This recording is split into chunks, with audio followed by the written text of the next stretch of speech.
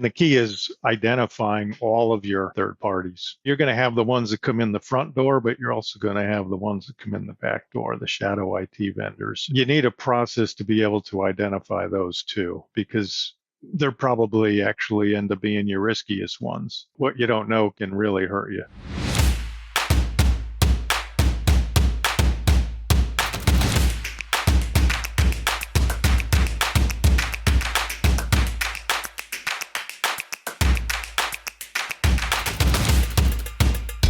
Welcome, everyone, to State of Security Podcast. I'm your host, Jeff Hancock.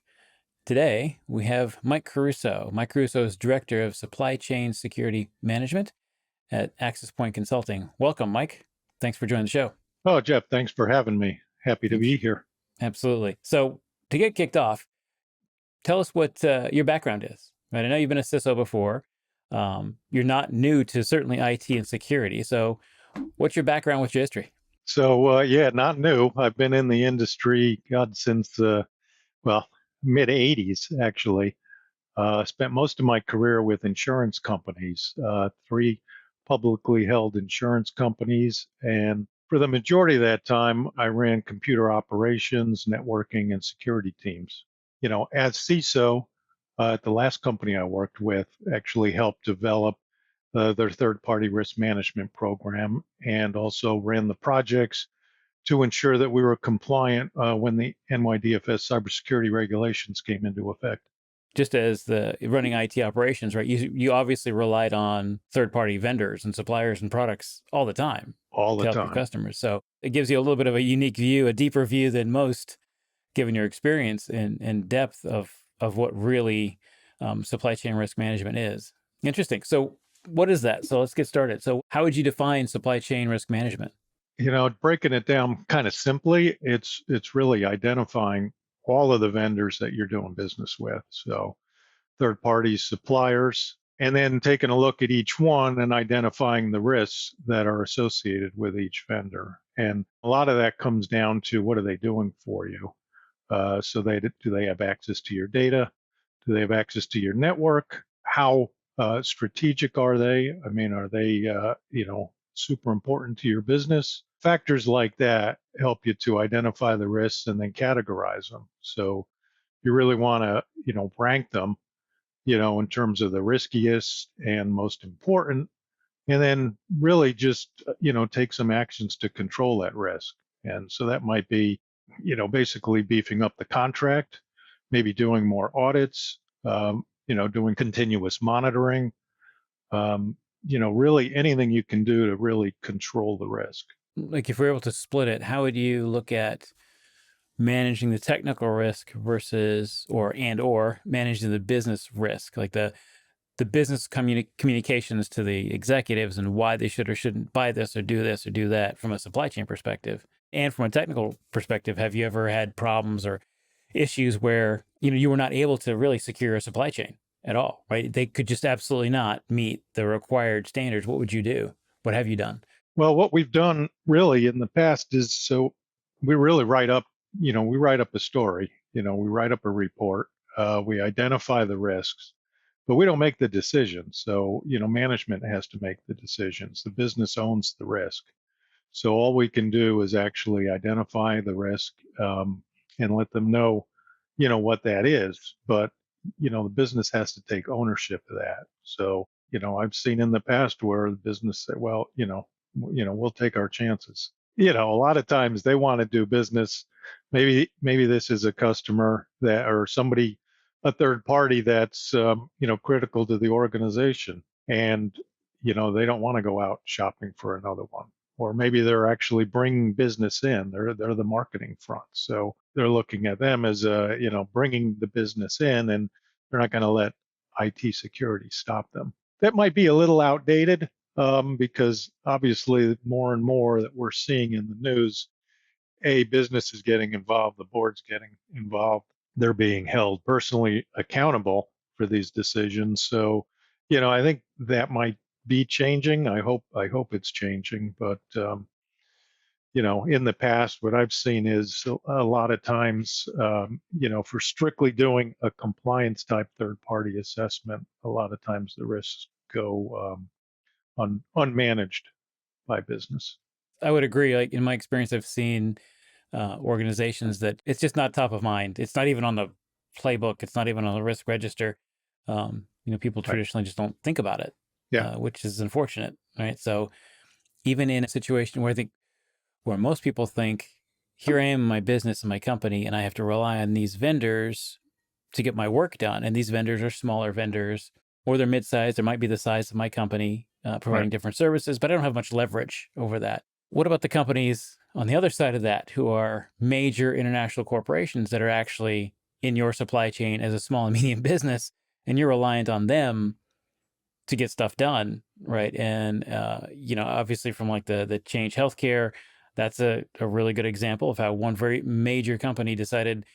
I think it was the CEO had said he was had limited insurance, so they were self-insured quite a bit, which really wasn't. I'll hold on any comment there. It's unfortunate, but then all the fallout from all the smaller companies who are like, out of luck here. What are they going to do? That's crazy. Completely out of luck. Had they done a third party risk assessment, they may not have even identified Change Healthcare because they were two layers underneath, so that they were, United, and then they were owned by Optum. Honestly, they probably would have never even surfaced as a risk. Yeah, agreed. That's a good point, and I think that's a particular challenge when dealing with CISOs or CIOs who who are responsible for managing that risk in one form or another, right? And I'm sure at the time of this broadcast, this recording, CDK had provided a ton of back-end office support, IT infrastructure support, phone support. I'm looking at my list here. Um, I mean, they provided quite a bit of systems for 15,000 dealerships, as you know, and that's quite a bit. Now, the range of services might have been, not as much as one company, but everything in another company. The point is, right, that's stopped work. I mean, there's people who don't have jobs at the moment.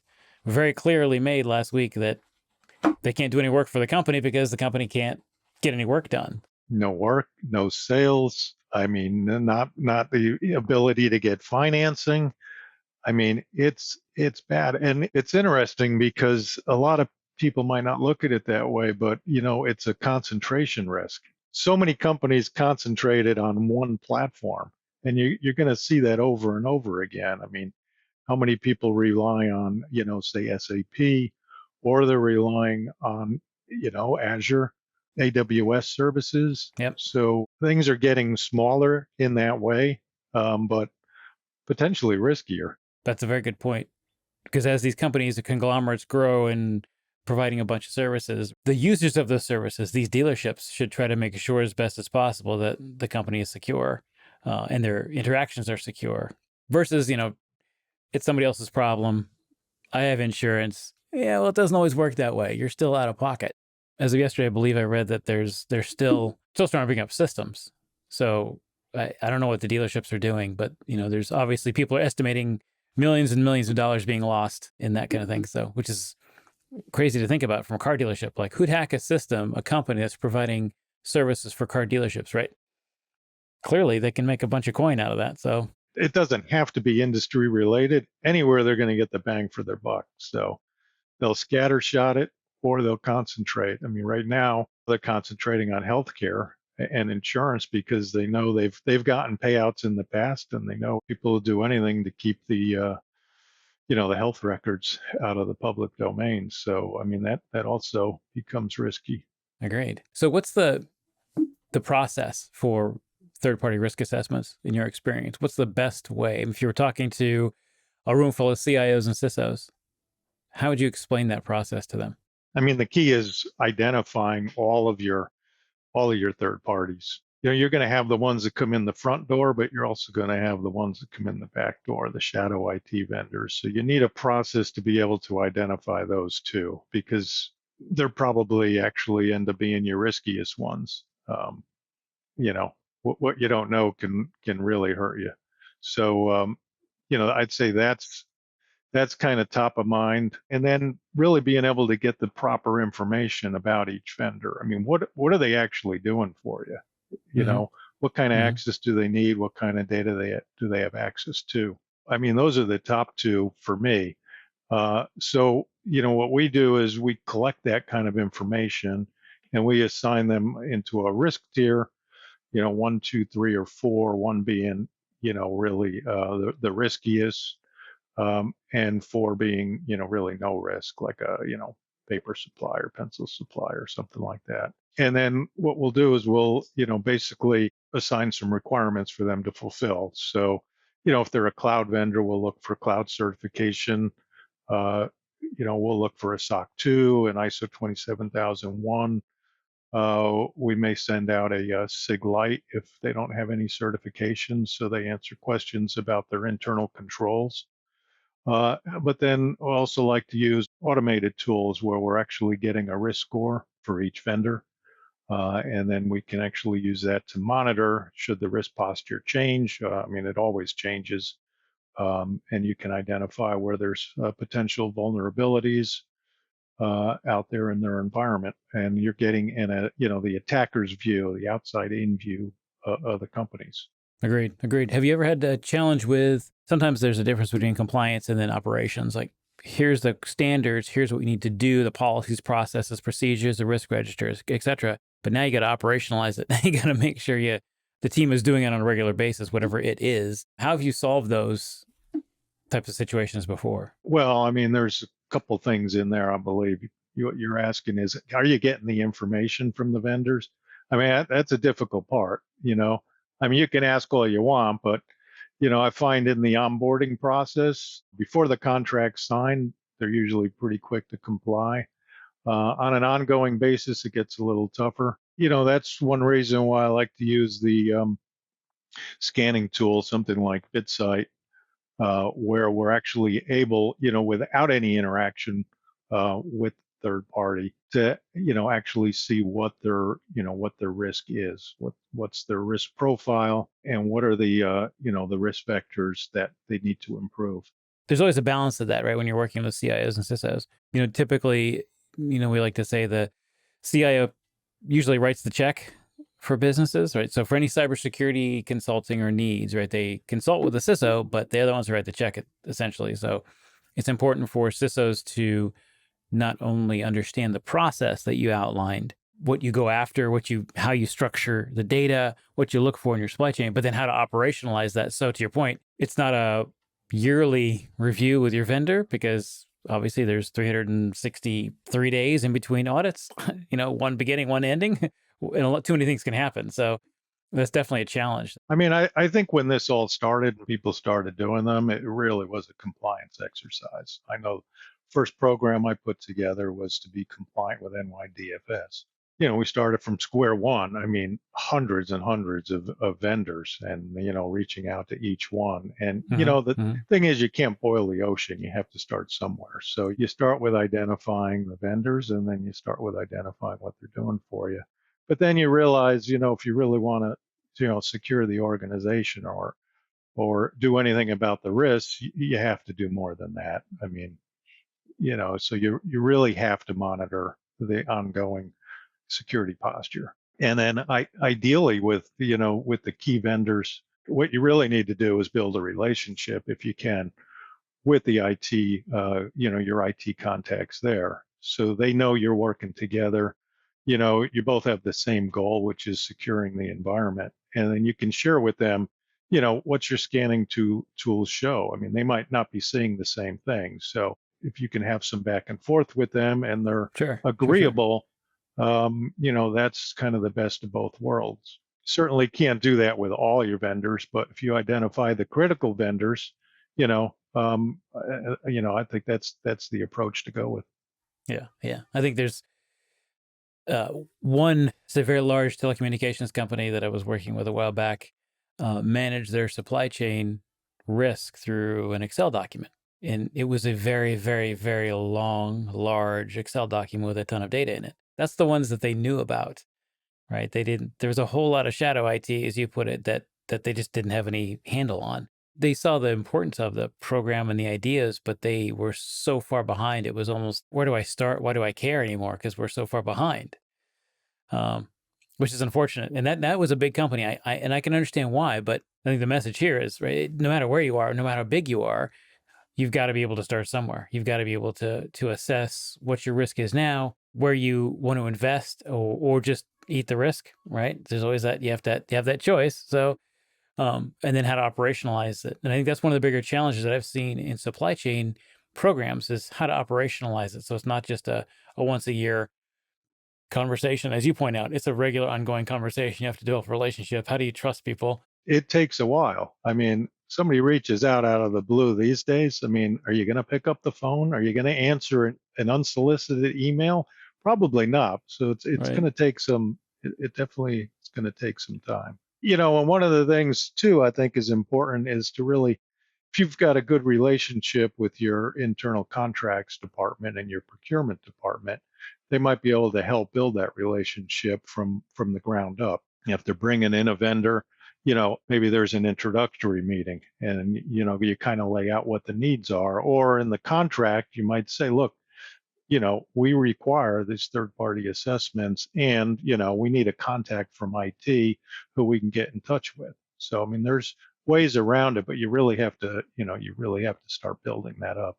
Yeah, that's a good point because even in with shadow IT, assuming they have to go through procurement to some degree to get paid. If you have that relationship, the procurement might be a good way to say, Mr. Sisso, have you seen this? They might not even have to go through procurement, but they'll have to, you know, they'll probably be putting it through on their credit card or the company card. And so, you know, if you've got a line into finance where they're tracking that, that would be the way to catch that. But also Good point. scanning tools.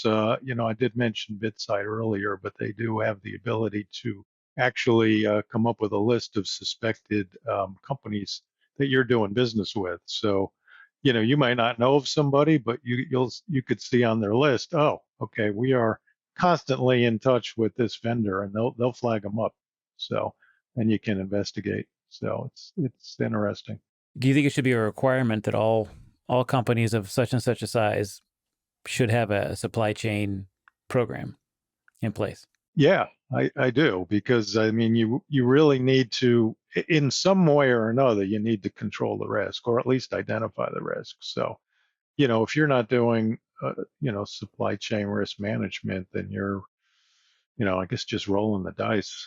Yep, I would agree. Yeah. I would agree. So let's talk about fourth party risk management. So can you describe what that is and how that relates to traditional third party risk management and the risk impact to a company? It's really the same, you know. So what you've got is your third parties are using third parties, and it just branches out like a spider web. The problem is, like, you know who your third parties are, but you don't know who your third parties are, unless you have, you know, something in the contract that says, you know, you need to alert us if you're using a third party on our contract, or you know, something like that, or we don't allow third parties, you know, to work on our account. You know, you might be able to control it that way, but you don't know what you don't know. So, you know, so you're really trusting your third party risk management program to do their due diligence on their third parties. And of course, their third parties are using other third parties, and it just spirals out of control. Yeah, especially with like the mid-sized companies today, they're looking for ways to spend less on IT infrastructure. Of course. So they'll Yeah. use third parties as third parties. Yep. Just great. This is easy and cheap. I don't have to think about it, right? But then the risk comes back to bite them as you talk about it, right? So what what examples do you have in that case, like that you can share, comfortable sharing? Well, yeah. I mean, Move IT is almost a fourth party, or it's a, you know, it's a software program, right? So you may have actually vetted, you know, your third party, but you don't know what software they're using, right? I mean, you're not going to ask what every software package is, right? So, you know, with Move IT, obviously that's a becomes a fourth party to you. You didn't know about it. You're sharing documents with them. You know, they're running a version that hasn't been updated. There's a vulnerability, and all of a sudden your documents are getting leaked. I don't know if there's a lot you can do with that from a third party risk management, but there's other controls you should have in place, at least knowing what you're sharing. If you're using DLP, you know, hopefully you know which documents you've put out there. So, if there is a leak, you'll be able to identify and at least see what the risk is or what what you may have to report. Sure, sure. So do you think that's a like a not a stopgap, but a good additional measure is that data security DLP program that can help identify some of those things. So you don't have to be getting so caught up in the third parties of fourth parties of how is this going to work for me as a CISO. Is a DLP program a good another arrow in the quiver, so to speak, to be able to catch it? Or You want to have all different levels of security. And I think, and if we're talking about controlling data loss, I mean, that's kind of the way to do it. So you want to have your documents tagged and you want to make sure you know where they're going. So that'll only protect you in the long run. sure, sure. So how do different tools work? Like you've given the example of BitSite a couple of times. Can you describe the process that potential CISOs and CIOs who are listening to this, like what products and platforms can do these things for them? I mean, there's a number of them. BitSite I've had the most experience with, but there's others that are built in. There's third-party tools that do that.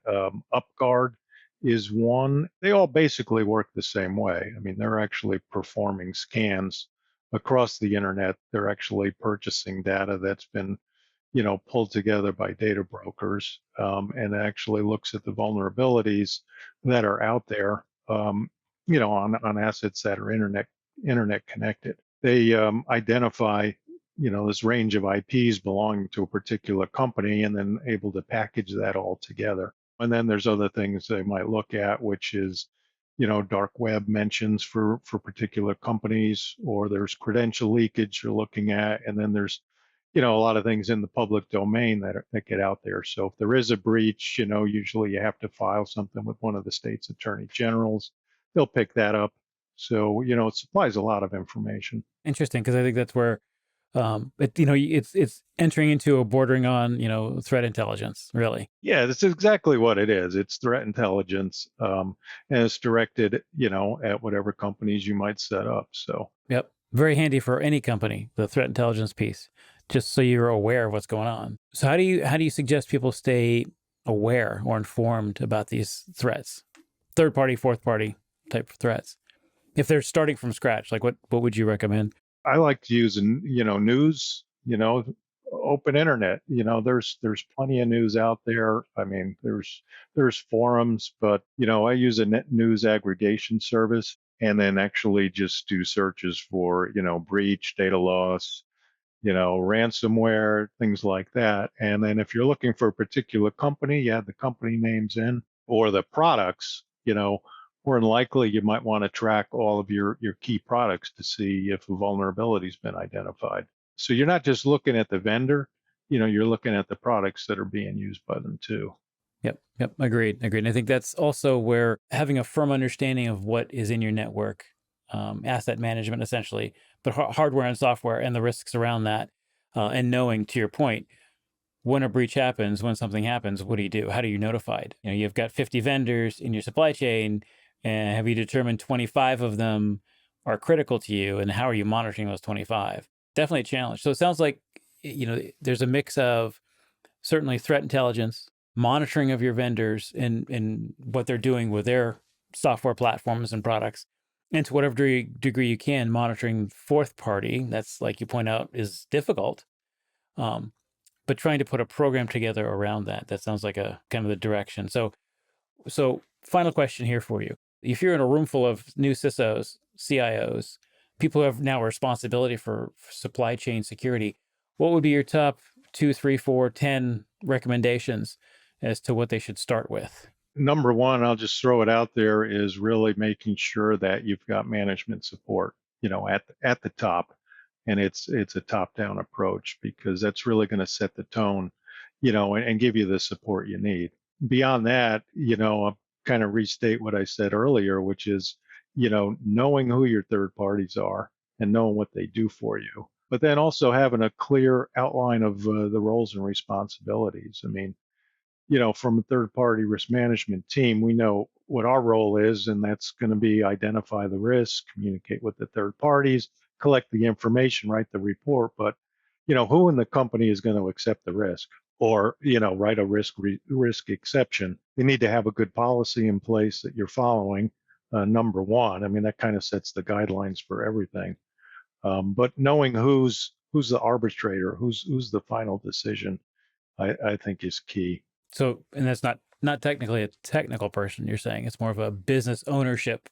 Yeah, to me, it's a business decision. It's a risk decision. So whether that's the risk management team or the board, or probably somewhere in between, maybe a subcommittee that's going to make those decisions. And then the other thing I think we talked about too, which is not just making it a compliance exercise. You really need to know what's going on with the security posture, especially if your most critical vendors, and monitoring them constantly. You don't have to use a tool like BitSight where you're, a packaged tool, but there are tools out there if you can identify the assets for particular companies. I mean, you can do your own threat intelligence on those.